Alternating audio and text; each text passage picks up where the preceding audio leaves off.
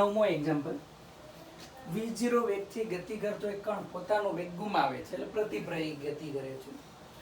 પ્રતિપ્રવેગનું મૂલ્ય તેના વેગના વર્ગમૂળના સમપ્રમાણમાં છે.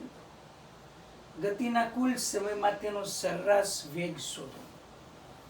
સરેરાશ વેગ v એવરેજ સ્થાનાંતર છેદમાં સમયગાળો, એ આપણી પાસે ફોર્મ્યુલા છે. v એવરેજ ઇક્વલ ટુ સ્થાનાંતર છેદમાં સમયગાળો. તો આપણે અહીંયા આના ઉપરથી સ્થાનાંતર શોધવું પડે અને બીજું સમયગાળો, એટલે પ્રતિપ્રવેગ એટલે કેટલામી સેકન્ડમાં સ્થિર થાય છે તે, અને એ સમયમાં કાપેલું અંતર જોઈશે. તો આપણી પાસે average a equal v dv by ds છે. આ ફોર્મ્યુલા આપણે આગળ લીધેલું હતું. a equal to dv by dt ઉપરથી ડિરાઈવ કર્યું હતું. ds અહીંયા લઈ જાઓ તો v dv equal to a into ds આ આપણે લખી શકીએ. પરંતુ કીધું છે કે પ્રતિપ્રવેગનું મૂલ્ય તેના વેગના વર્ગમૂળના સમપ્રમાણમાં a proportional to root v. પ્રતિપ્રવેગ છે એટલે મેં માઇનસ લીધો, તો a equal to minus alpha root v. Alpha is proportionality constant. તેથી આ કિંમત છે એ કિંમત મેં હવે અહીંયા મૂકી દીધી આની અંદર. તો v dv equal to minus alpha root v into ds. તો v રૂટ v, એક રૂટ v જાય તો અહીંયા વધશે root v ds, sorry root v dv equal to minus alpha ds. સંકલન કરીએ.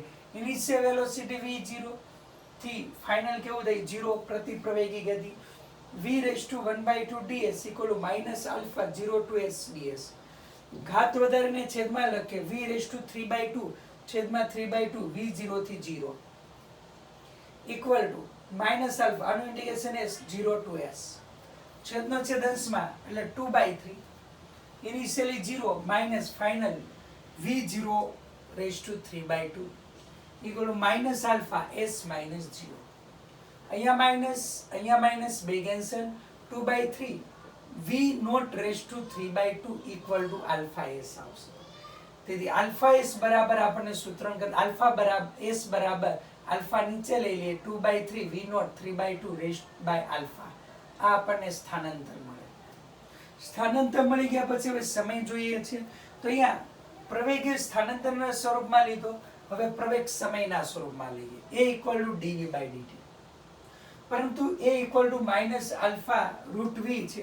આમાં કીધું કે dv by dt minus alpha root v, 1/√v into dv equal to minus alpha into dt.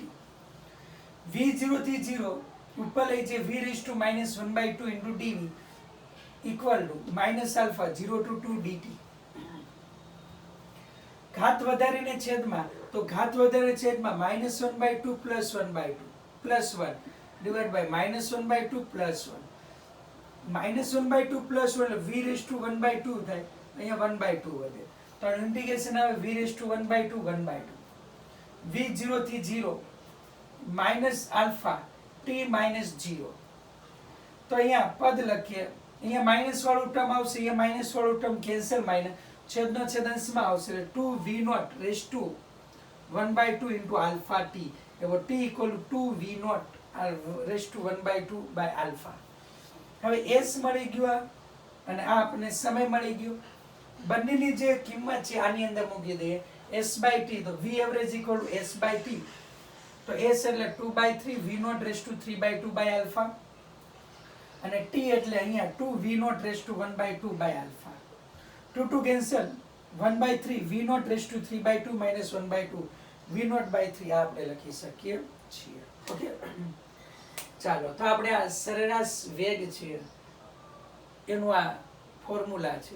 Okay, તો આ રીતના આપણે પ્રવેગ ઉપરથી સ્થાનાંતર અને સમય શોધી અને સરેરાશ વેગ આપણે શોધી શકીએ છીએ. તો ખૂબ જ અગત્યનો છે. આવા પ્રશ્નો એપીએમડીમાં પણ પૂછાઈ ગયેલા છે અને જી વાળાને પણ પૂછાય છે, એટલે આવા આપણને આવડતા હોવા જોઈએ. પ્રવેગ ઉપરથી કઈ રીતના સ્થાનાંતર અને સમય શોધી શકીએ આપણને ખ્યાલ હોવો જોઈએ.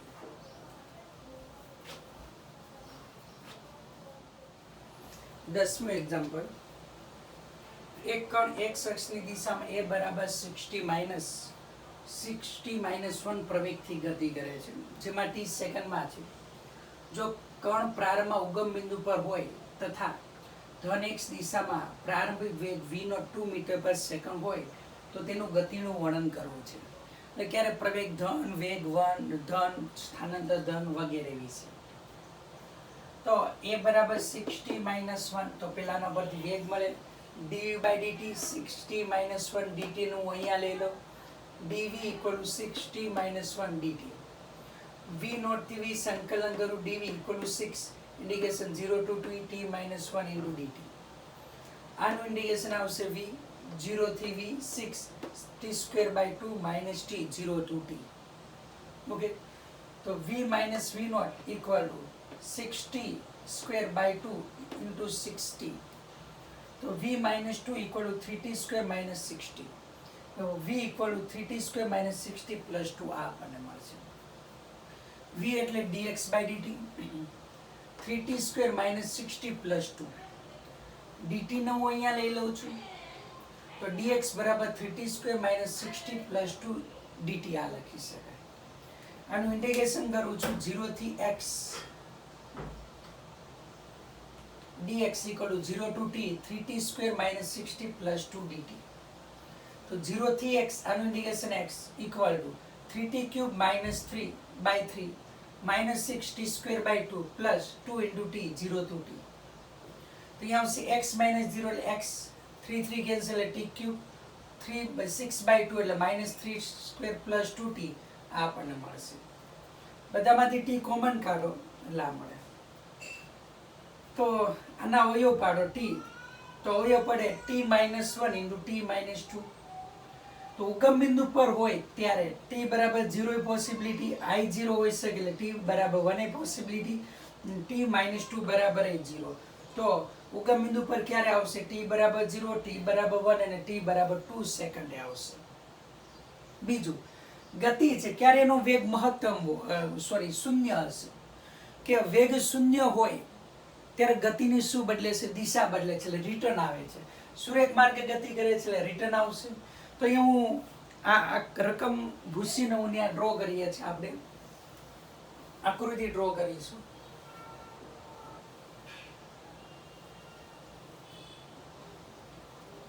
તો t બરાબર 0 સમય તે અહીંયા હશે ઉગમ બિંદુ પર t = 0 સમય. પછી ગતિ કરે છે, ગતિ કરીને આ ડિરેક્શનમાં આવશે. એ ગતિ કરે તો ક્યાં સુધી ગતિ કરશે કે જ્યાં વેગમાં 0 થઈ જાય. અહીંયાથી ગતિની દિશા બદલશે. તો વેગ શૂન્ય ક્યારે થાય એ આપણે લઈએ. તમે 0 મૂકો તો 0 મૂકું છું તો આપણને અહીંયા મળે છે 3t² minus 60 3t² minus 60 plus 2 આ આપણને મળે છે. સાદરૂપ આપો 0 equal to 3t² minus 60 plus 2. તો આના જેવું છે વિવેચક. આ થશે b એટલે -6, e એટલે 3 અને c એટલે 2. તો -b ± √b² minus 4ac minus plus b² એટલે -3/36 minus 4 a બરાબર 3 c બરાબર 2 divide by 2a. તો એ 6 ± 36 minus 24 એટલે 12 6 6 ગયા 1 ± અહીંયા 2√3 છેદમાં 2 3 2 2 ગયા તો 1/√3 આવે. તો t = 1 ± 1/√3. તો અહીંયા નાનું પદ આવશે t = 1 - 1/√3 સેકન્ડ. વેગ શૂન્ય થાય એટલે કે રિટર્ન આવશે, અહીંયાથી રિટર્ન આવે.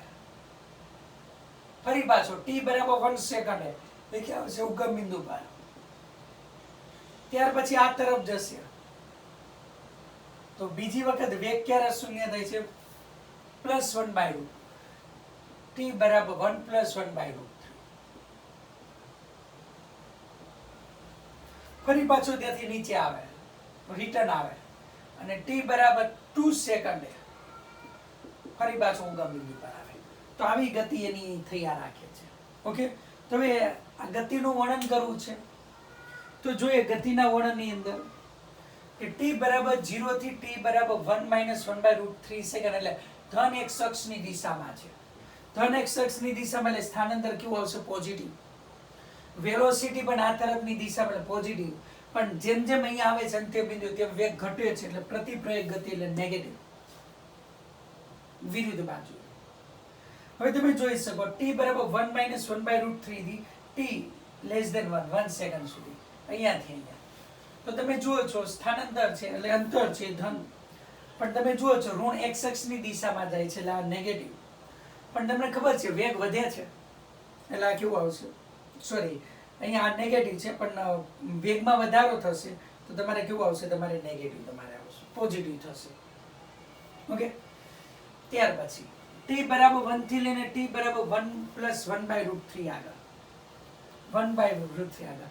x નેગેટિવ, i નેગેટિવ, પણ પેલું શું થાય છે, વેગમાં ઘટાડો થાય છે એટલે આ તમારે કેવી થશે, પ્રતિપ્રયોગ ગતિ, એટલે આ નેગેટિવ તમારે આવશે. અહીંયાથી અહીંયા આવશે કે વેગ ઘટે છે એટલે પ્રતિપ્રયોગ ગતિ તમારે થશે. ત્યાર પછી 1 + 1/√3 થી t બરાબર 2 એટલે અહીંયાથી વેગ 0 થઈ ગયો. હવે અહીંયા આવશે તેમ તેમ વેગ વધે તો અહીંયા નેગેટિવ છે, આ તરફના અંતરો ધન, આ તરફના ઋણ એટલે નેગેટિવ. વેગ વધે છે એટલે પ્લસ, આ ડિરેક્શનમાં પોઝિટિવ એટલે પ્લસ, અને વેગમાં વધારો થાય એટલે પોઝિટિવ તમારે આવશે પ્રવેગ. પછી t બરાબર 2 થી t બરાબર ઇન્ફાઇનાઇટ સુધી લો તો બધું કેવું આવશે, ધન તમારે આવશે. ત્યાર પછી બધામાં જ શું થતો, વધારો થતો જોવા મળે છે. તો આ પ્રકારની આપણે ગતિ થશે. હવે ગ્રાફ ડ્રો કરવો હોય તો સ્થાનાંતર વિરુદ્ધ સમયનો આલેખ, તો બધાના ગ્રાફ ડ્રો કરીએ.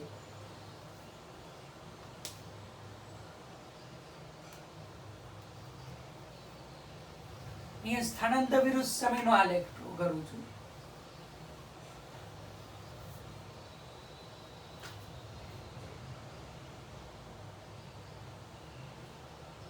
x વિરુદ્ધ t નો આલેખ. તો x વિરુદ્ધ t ના આલેખની અંદર તમે જુઓ છો x બરાબર 0, x બરાબર 1, t બરાબર 1 અને t બરાબર 2. આ પેલા 0 થી 1 સુધી પોઝિટિવ રહે છે, 1 એ 0 થઈ જાય છે, 0 થી 1 સુધી પોઝિટિવ, પછી કેવું રહે છે, નેગેટિવ 2 સુધી, 1 થી 2 સુધી કેવું રહે છે, નેગેટિવ. તો આ 1 સેકન્ડ, આ 2 સેકન્ડ, આ 0 સેકન્ડ, આવો ગ્રાફ આપણને મળે છે. ત્યાર પછી બીજો ગ્રાફ લઈએ છીએ વેલોસિટી વર્સિસ ટાઈમનો ગ્રાફ.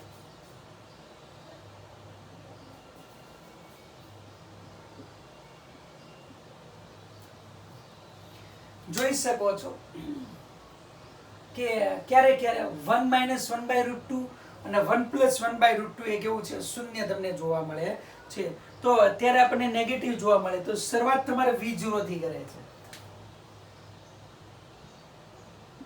v0 થી અહીંયા સ્ટાર્ટ થાય છે એટલે 2 મીટર/સેકન્ડ થી એ સ્ટાર્ટ થાય છે.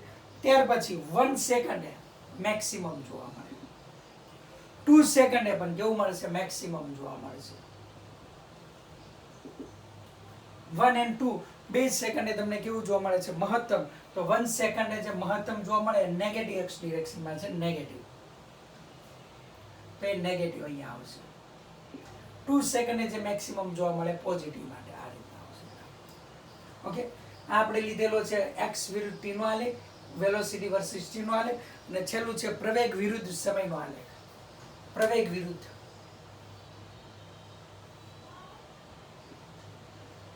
એ વિરુદ્ધ t નો આલેખ. તો તમે જોઈ શકો છો ઇનિશિયલી t = 0 હોય ત્યારે -6 આવે છે. પ્રવેગ કેવો આવે છે, -6 તમને મળે છે. ઇનિશિયલી પ્રવેગ -6, t બરાબર 0 તો -6 મળે છે. અને ત્યાર પછી લઈએ છે t બરાબર 2 સેકન્ડ લો ત્યારે +6 મળે છે, અને 1 એ 0 મળશે. t બરાબર અહીંયા લઈએ 1 અને આ 2, t બરાબર 0 લખો તો -6 મીટર/સેકન્ડ એટલે નેગેટિવ. t બરાબર 1 મૂકો ત્યારે 0, t બરાબર અહીંયા 2 મૂકો, 2 - 0 એટલે 1 એટલે +6, તો +6 અહીંયા આવશે. તો ગ્રાફ આપણને આવો મળશે. એવી રીતે -6 મીટર/સેકન્ડ અને આ છે આપણી પાસે +6 મીટર/સેકન્ડ.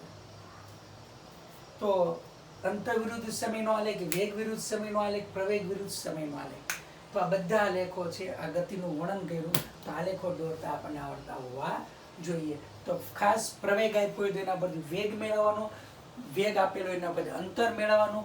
તો અંતર એટલે કે સ્થાનાંતર કયા સમય શૂન્ય થાય એ સમય મેળવવાનો, અને વેગ કયા સમયે શૂન્ય થાય એ મેળવવાનું.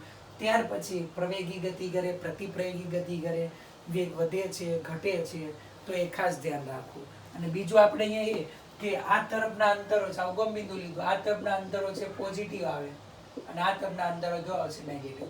પોઝિટિવ એક્સ ડિરેક્શનમાં હોય તો વેગ ધન લેવાનો, નેગેટિવ એક્સ ડિરેક્શનમાં તો વેગ ઋણ. જો વેગમાં વધારો થાય તો પ્રવેગી ગતિ, વેગમાં ઘટાડો થાય તો કેવી ગતિ?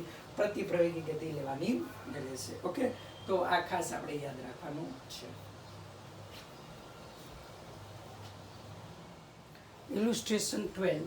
ઓકે, ઇલ્યુસ્ટ્રેશન 12 ની અંદર એક્ઝામ્પલ 12 માં 11મો દાખલો જાતે કરીશું. 12 ની અંદર કે બોલ એને એક બિલ્ડિંગ પરથી ઉપર તરફ ફેંકીશું અને બોલ બી ને 1 સેકન્ડ બાદ મુક્ત કરવામાં આવે છે. તો બિલ્ડિંગની ઊંચાઈ 20 મીટર હોય તો બોલ એની પ્રારંભિક ઝડપ શોધો કે જેથી બંને એકી સાથે જમીન પર અથડાય. બીજું, બંને બોલ માટે અંતર વિરુદ્ધ સમય અને પ્રવેગ વિરુદ્ધ સમયના આલેખ ડ્રો કરવાના છે. તો આપણી પાસે ઇક્વેશન છે y v0t + 1/2 at². એ બોલ માટેનો ઉપર ફેંકો પણ આવે છે કે નીચે 20 મીટર, તો પોઝિશન કેટલો આવશે? -20. ઉપર ફેંકો એટલે v0 + t. ગુરુત્વ પ્રવેગ એ -10/2 t². બોલ બી માટે મુક્ત પતન કરાયો, નીચે આવે એટલે -20. Initial velocity 0 -10/2. આની પછી 1 સેકન્ડ બાદ ફેંકો એટલે અહીંયા આવશે t-1. બેને કમ્પેર કરાવું તો v0t -10/2 t² -10/2 t - 1². તો આનું સાદરૂપ આપું છું t² - 2t + 1. તો t² વાળું ટર્મ કેન્સલ થાય તો અહીંયા v0t આવશે, અહીંયા વચ્ચે વાળું પર 10t - 5, તો આ બંને કેન્સલ થઈ જશે. તો v0t = 10t - 5 થાય. આ કિંમત આ ઇક્વેશનમાં મૂકો તો -20 = v0t એટલે 10t - 5 -5t², તો +5t² -10t - 15 = 0. ઇક્વેશન બને t² - 2t - 3 = 0. આનો બધી સમય મળશે, અવયવ પાડો તો t + 1 t - 3 = 0. તો t - 1 t = -1 not possible. Okay, તો કઈ શક્યતા છે? t = 3 સેકન્ડે જમીન પર આવે છે. કેટલી સેકન્ડે? 3 સેકન્ડે. હવે એ બોલ માટે લઈએ છે પ્રારંભિક ઝડપ જોઈએ છે તો કોઈ એકમાં કિંમત મૂકી દઈએ. આમાં કિંમત મૂકી 3 - 5 એટલે 10 × 3 - 5 એટલે 25. 25/3 એટલે પ્રારંભિક વેલોસિટી મેળવી 25/3 મીટર/સેકન્ડ, જે આપણે પેલો આન્સર આવ્યો. બીજું કીધેલું છે કે ગ્રાફ ડ્રો કરવાના છે. તો પહેલા તો મહત્તમ ઊંચાઈ કેટલા સમયમાં એ બોલ પ્રાપ્ત કરે. તો એના માટે મહત્તમ ઊંચાઈ અંતિમ વેગ 0, તેનું ઇક્વેશન આપણી પાસે આ છે v = v0 + at. અંતિમ વેગ 0, પ્રારંભિક વેગ છે આપણે 25/3, એ બરાબર -10, તો t બરાબર 125/5 સોરી t બરાબર 5/6 આવશે સોરી. તો v0 એટલે 25/3, એ બરાબર 10, t બરાબર t મેક્સિમમ, ફાઇનલ વેલોસિટી 0, તો t મેક્સિમમ બરાબર 5/6 સેકન્ડ. તો એટલે 5/6 એટલે 0.88 ની સમથિંગ આવે એટલે 1 ની નજીક એટલે અહીંયા હશે. અહીંયા મહત્તમ ઊંચાઈ પ્રાપ્ત કરે. કેટલી કરે છે તો એ શોધી પડે. તો આ સૂત્રમાં જ મૂકી શકીએ અથવા તો ફાઇન્ડ v² - v0²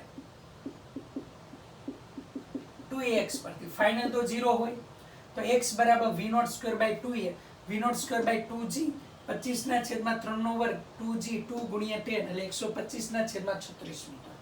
તો h બરાબર 20 + 125/36 એટલે 845/36 મીટર આપણને મળશે. ઓકે, ચાલો ત્યાર પછી હવે આપણે આગળ લઈએ, ગ્રાફ ડ્રો કરવાના છે. તો જમીનથી આટલી ઊંચાઈ એટલે નિયર અબાઉટ 29 કે 28 ની આજુબાજુ આવે છે. કયા સમય? 0.88 સમથિંગ સમય, એટલે આ સમય 5/6 સેકન્ડ. આ છે 5/6 સેકન્ડ, આ 1 સેકન્ડ. તો 20 થી ઉપર જાય છે, પછી 3 સેકન્ડે ક્યાં આવે છે? નીચે જમીન પર.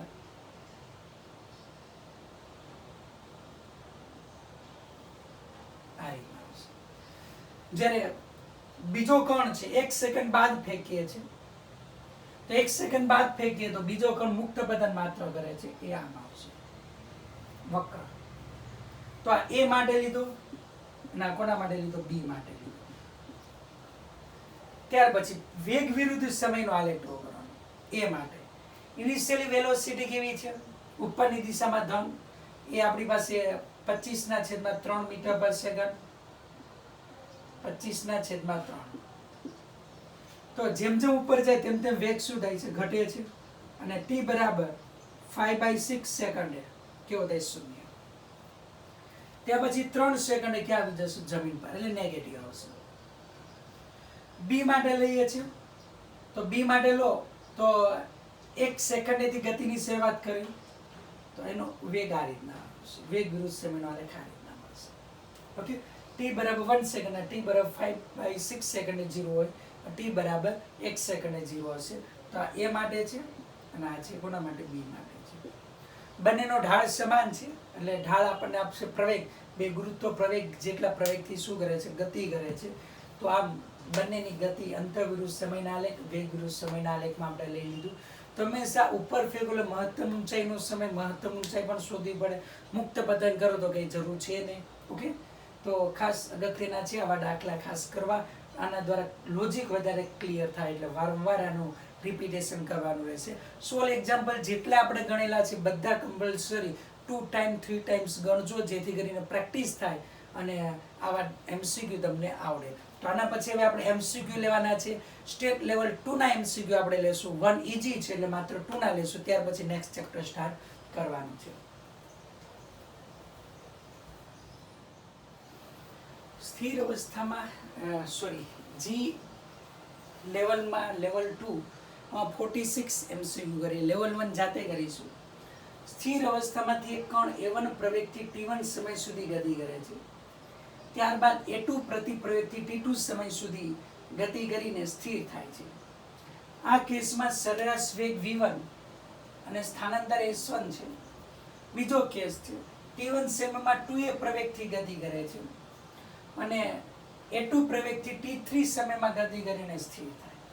એ કેસમાં સરેરાશ વેગ v3 છે અને સ્થાનાંતર s2 છે. ઓકે, તો તમને અહીંયા કીધેલું છે કે સંબંધ મેળવવાનો છે v1 v2 t1 t2 એના વિશે. ત્યાં લઈએ ફર્સ્ટ પ્રવેગથી ગતિ કરે છે. અચળ પ્રવેગ ગતિ તો પ્રવેગ a1 બરાબર તો v1 બાય શું લખીએ છીએ? t1. ફર્સ્ટ કેસ માટે. કેસ 1. કેસ 2 માટે લખીએ a2 ઇક્વલ ટુ એટલે કેસ 2 ની અંદર 2a1 છે ઇક્વલ ટુ ત્યાં વેલોસિટી કેટલી છે આપણે લખી શકીએ. અહીંયા વેલોસિટી છે v2 t2. તેથી જોઈ શકો છો. અને અહીંયા સમય કેટલો લે છે? t1 જ લે છે.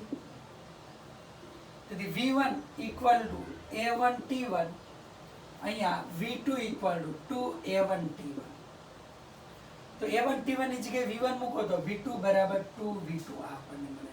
v2 બરાબર 2v1 મળે છે. તો આન્સર ઇઝ એ આવે. સ્થાનાંતર વિશે આપણને કોઈ માહિતી નથી. ઓકે, કારણ કે t3 સમય t2 સમય તેના વિશે કોઈ માહિતી નથી એટલે પેલો સંબંધ તમારે સાચો આવે. પ્રવેગ બરાબર વેલોસિટી છેદમાં સમય, પ્રવેગ બરાબર વેલોસિટી છેદમાં સમય, તો બે વેગ વચ્ચેનો સંબંધ મળે v2 બરાબર 2v1. 47. એક કણ સ્થિર લિફ્ટ છે. એમાં ઉપર ફેંકવામાં આવે ત્યારે અમુક ઊંચાઈ પ્રાપ્ત કરી નીચે આવે ત્યારે કુલ ઉડ્ડયન સમય એટલે ઉપરથી નીચે આવે, નીચેથી ઉપર, ઉપરથી નીચે, એ સમય કેટલો છે t. હવે કણ v0 વેગથી ફેંકીએ ત્યારે લિફ્ટ પણ પ્રારંભિક v0 વેગથી ગતિ કરે છે અને જે અચળ પ્રવેગથી ગતિ કરે તો ઉડ્ડયન સમય ખાલી જગ્યા જોઈએ. શું જોઈએ છે? ઉડ્ડયન સમય આપણે જોઈએ છે. કણને v0 વેગથી ઉપર તરફ ફેંકવામાં આવે છે ક્યાં? લિફ્ટની અંદર. ત્યારે લિફ્ટે g પ્રવેગથી શું કરે? ઉપર તરફ ગતિ કરે છે. તો આપણે હવે જોઈએ છે તો મીન્સ કે અહીંયા આપણે જોઈએ આ આપણી પાસે લિફ્ટ વાળો ન લઈ શકીએ, રકમમાં આપ્યો પણ ન. પ્રારંભિક લિફ્ટ આ રીતના હોય. લિફ્ટ એ બરાબર -g પ્રવેગથી ગતિ કરે ઉપર તરફ. ત્યારે પદાર્થ છે અને v0 વેગથી ગતિ કરાવીશ, ફેંકીશ ઉપર. તો હવે જોઈએ છે ગતિ ક્યાં કરે? ઉપર. તો ગતિ ઉપર કરે તો નીચેની દિશામાં એક તો આભાસી પ્રવેગ હોય અને બીજું ગુરુત્વ પ્રવેગ. તો કેટલા પ્રવેગથી ગતિ કરે? g પ્રવેગથી. તો g વત્તા g થાય એટલે અહીંયા 2g આવશે. કેવું થશે તમારે? 2g થશે. તો અહીંયા પ્રવેગ a ઇક્વલ ટુ 2g લખી શકાય. તો -2g -1/2 લીધું છે તો પ્લસ લખું. જો a ઇક્વલ ટુ અહીંયા લખી શકીશું -2g. ઓકે, તો અહીંયા આપણી પાસે g પ્લસ g એટલે અહીંયા પ્રવેગ કેટલો આવે છે? અહીંયા g પ્લસ g એટલે 2g. એટલે આને આમ લખી શકે ap પ્લસ g. આભાસી જે પ્રવેગ છે ને સ્યુડો એક્સેલરેશન કહેશું, 5મા ચેપ્ટરમાં લેશું. તો ગતિની વિરુદ્ધ દિશામાં આભાસી પ્રવેગ લાગે. કેટલો લાગે? g. g તો ટોટલ કેટલું થયું? 2g. તો કેટલો પ્રવેગ આવશે? a equal two -2g. નીચે આવે છે ગતિ કરીને ક્યાં આવશે? નીચે. નીચે આવે એટલે સ્થાનદર 0. આનો પ્રારંભ વેગ કેટલો હતો? v0t. પ્રવેગ કેટલો લાગે? -2g. આ તરફ જાય એટલે +2g એટલે 2g/2 t² 2 ગયા. તો t ઇક્વલ ટુ અહીંયા આવશે v0/g. એટલે v0/g. તો પ્રારંભિક કેટલું હતું? ઉપર જવા માટે v0/g છે. ફરી પાછું નીચે આવે એના માટે v0/ કેટલું લઉં છું? g. તો કેટલું થશે? 2v0/g છે. તો t/2 સમય આવશે. ઓકે, તો મહત્તમ ઊંચાઈ પ્રાપ્ત કરવા લીધેલો સમય જે આગળ લીધેલો હતો, મહત્તમ ઊંચાઈ વેગ કેવો હોય? 0 હોય. તો 0 બરાબર v0 - g × t. તો મહત્તમ ઊંચાઈ t ઇક્વલ ટુ v0/g. ઉપર જવા v0/g, નીચે આવે તો ફરી પાછું v0/g આવશે, g આવશે. તો ટોટલ ટાઈમ કેટલો આવશે તમારે? 2v0/g છે. બીજા કેસની અંદર t/2 આવશે. તો તમને આન્સર આવશે બોમ્બે. ઓકે, આ યાદ રાખવાનું છે.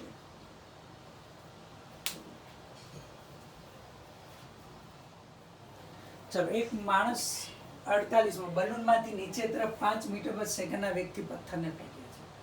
બલૂન 5 મીટર/સેકન્ડ સ્પીડના અચળ પ્રવેગથી ઉપર તરફ ગતિ કરે છે. તો 2 સેકન્ડ બાદ પથ્થરનો માણસની સાપેક્ષે વેગ જોઈએ.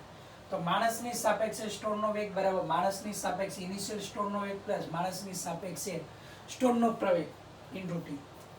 તો માણસની સાપેક્ષે સ્ટોન પહેલા ક્યાં જાય છે? નીચે ફેંકવો એટલે -5 મીટર/સેકન્ડ. માણસની સાપેક્ષે સ્ટોનનો વેગ as - m.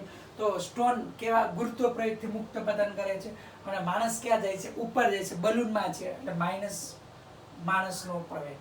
તો -15 મીટર/સેકન્ડ. સમય કેટલો કીધો? 2 સેકન્ડ. તો -5 - 15 × 2 એટલે -35 મીટર/સેકન્ડ. તો 2 સેકન્ડ બાદ વેગ કેટલો આવશે? 35 મીટર/સેકન્ડ આપણને મળશે.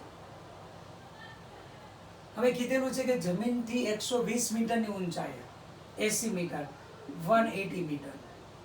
4 બોલ છે. પહેલો બોલ જમીન પર આવે, ફર્સ્ટ બોલ. ત્યારે બીજા અને ત્રીજા બોલ, ત્યારે ચોથો બોલ અહીંયા જસ્ટ લીવ કરશે, ફોર્થ. ત્યારે ત્રીજો અને બીજા બોલની જમીનથી ઊંચાઈ જોઈએ છે. તો આપણે રેગ્યુલર ઇન્ટરવલે મોકલે છે. તો આ t0 સમય, આ t0 સમય લો, 3t0 છે. તો પેલા બોલને નીચે આવવા માટે કેટલો સમય લે? 3t0. મુક્ત પતન કરે છે તો ફર્સ્ટ બોલ માટે લઈએ તો અંતર કેટલું કાપે? -180. ઇનિશિયલ વેલોસિટી કેવી હોય? 0. -1/g બરાબર 10, t બરાબર આ t² લઉં છું. માઇનસ ગયા, 10 જશે તો 18 × 36 બરાબર t². તો t બરાબર કેટલો આવે છે? 6 સેકન્ડ. તો પ્રથમ બોલ કેટલા સમયમાં નીચે આવે? 6 સેકન્ડમાં. તેથી t0 દરેક અંતરાલ શોધીએ તો t/3 તો 6/3 એટલે 2 સેકન્ડ. તો હવે તમે જોઈ શકો 2 સેકન્ડમાં. તો બીજા બોલ માટે, સેકન્ડ બોલ માટે t2 સમય કેટલો લે? t0 લે તો 4 સેકન્ડ થાય. 4 સેકન્ડમાં કાપેલું અંતર લો તો 4 સેકન્ડમાં કાપેલું અંતર લો તો અહીંયા x2 ઇક્વલ ટુ લખું 0 -10/2 t બરાબર 4/2 2 ગયા તો -40 મીટર. તો બીજા બોલની જમીનથી ઊંચાઈ કેટલી આવે? h2 equal to 180 - 40. 180 માંથી 40 જાય એટલે તમારે શું થશે? 140 મીટર. કે બીજા બોલની જમીનથી ઊંચાઈ આવશે 140 મીટર. અને થર્ડ બોલ t1 ઇક્વલ ટુ t1 બરાબર તમે લખી શકો છો કેટલો સમય એના માટે? 2 એટલે t0 આવશે એટલે 2 સેકન્ડ. ત્યારે x 3 છે 0 માઇનસ 10/2 ગુણ્યા 2 નો વર્ગ ગયા એટલે કેટલો આવશે -20 મીટર. તો જમીનથી ઊંચાઈ કેટલી આવે h3 180 માઇનસ 20 એટલે 160 મીટર. તો જમીનથી ઊંચાઈ આવશે બીજા બોલની 140 મીટર અને પેલા બોલની આપણને મળશે ફર્સ્ટ બોલ જમીન પર પડે ત્યારે ચોથો બોલ જવામાં, તો બીજા બોલ અને ત્રીજા બોલની જમીનથી ઊંચાઈ જોઈએ છે. તો જમીનથી ઊંચાઈ તમે જોઈ શકો છો કે t બરાબર 2 સેકન્ડ, તો 2 એટલે 2t નોટ થશે આના માટે, તો 4 સેકન્ડ થશે. 4 સેકન્ડમાં કેટલું અંતર કાપે છે? ઓકે સોરી દોસ્ત, અહીંયા ઉડાડવામાં ભૂલ થઈ ગઈ છે. તો અહીંયા કેટલું આવશે 16 અને 8 એટલે 80 આવશે. 4 નો વર્ગ 16, 16 ભાગ્યા 2 એટલે કેટલું થાય 8, 8 ગુણ્યા 10 એટલે 80. તો 80 એટલે અહીંયા આવશે 100 મીટર થશે. બીજા માટે તમે લો તો તમારે 20 છે તો 20 મીટર અંતર કાપે તો કેટલો આવશે તમારે 160. તો તમારો આન્સર આવશે બીજો બોલ કેટલી ઊંચાઈ હશે જમીનથી 100 મીટર અને ત્રીજો બોલ જમીનથી કેટલી ઊંચાઈ હશે 160 મીટર. તો આવો દાખલો આપણે ખાસ કરવાનો રહેશે. ઓકે, તો ખૂબ જ અગત્યના છે. 49 દાખલામાં ભૂલ છે એટલે આપણે બાકી રાખીશું MCQ, ત્યાર પછી આગળ લેશું.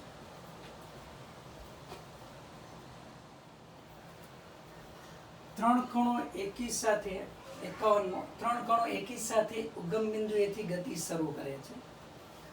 ફર્સ્ટ કણ 2 મીટર પર સેકન્ડની ઝડપથી ધન x અક્ષની દિશામાં, બીજો કણ 6 મીટર પર સેકન્ડની ઝડપથી ઋણ y દિશામાં અને ત્રીજો કણ જ્યારે x બરાબર y પર હોય ત્યારે ત્રણેય કણો એટલે x બરાબર y એટલે x અને y આમ એક સરખી રીતે વધે છે. કે ત્રણેય કણો સીધી રેખામાં હોય તો ત્રીજા કણનો વેગ આપણે જોઈએ છે. ત્રીજા કણનો વેગ આપણને આપેલો નથી.